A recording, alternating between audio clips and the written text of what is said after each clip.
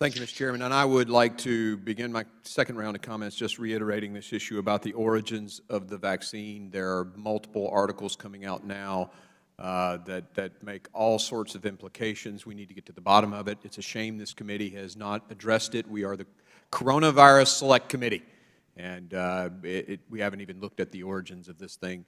We haven't looked at the World Health Organization and their complicitness with China on messaging. Those things have to be looked at. I was excited to hear that Rep.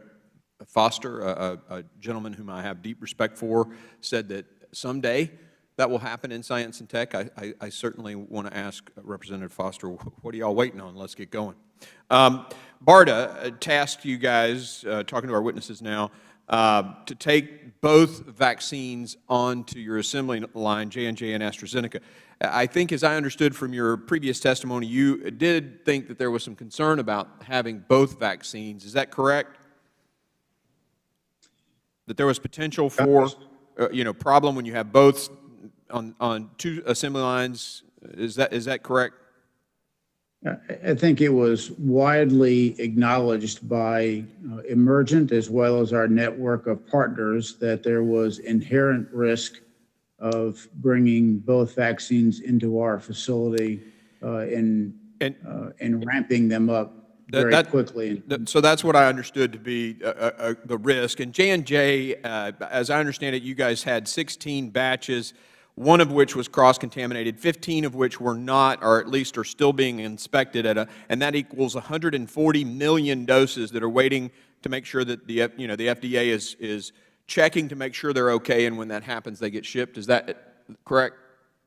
Generally correct, yes, sir. Okay, so these slides that are being shown around where money was given and zero vaccine, granted, there's 140 million doses sitting there waiting on FDA approval that may next week be sent to people who need it. Okay, thank you for that.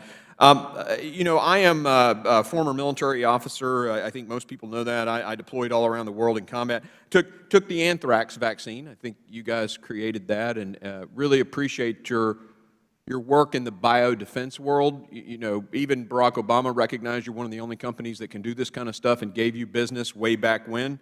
Botulism toxin, smallpox. I got the smallpox.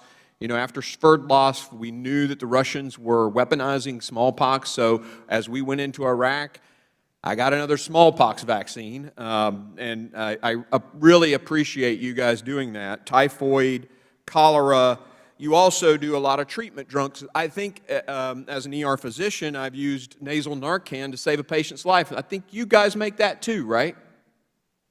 Yes, sir, we do. So the overdose comes in the emergency department. We spray this nasal Narcan. We save their life. That's your company, as I understand, correct?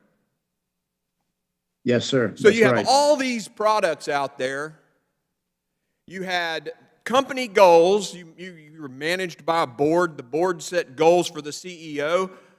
Those goals are met. At least that's what the minutes from the meetings have been read earlier, and bonuses were paid. And as I understand it, everybody in the company got a bonus. Is that right? I mean, can you elaborate on that for just a second? Yes, sir. All of our employees are eligible for a bonus based on their individual performance as well as the corporate performance.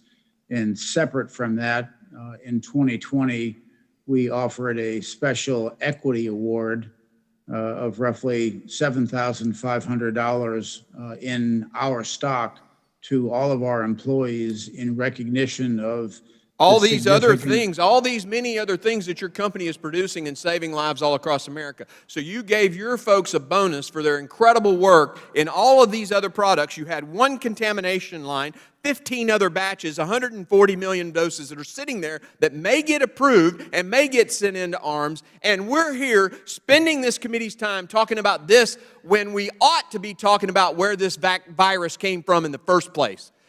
I cannot believe we're even having this conversation. You are a reputable company that has done yeoman's work to protect this nation in biodefense. You have one contamination, and they want to take you to court.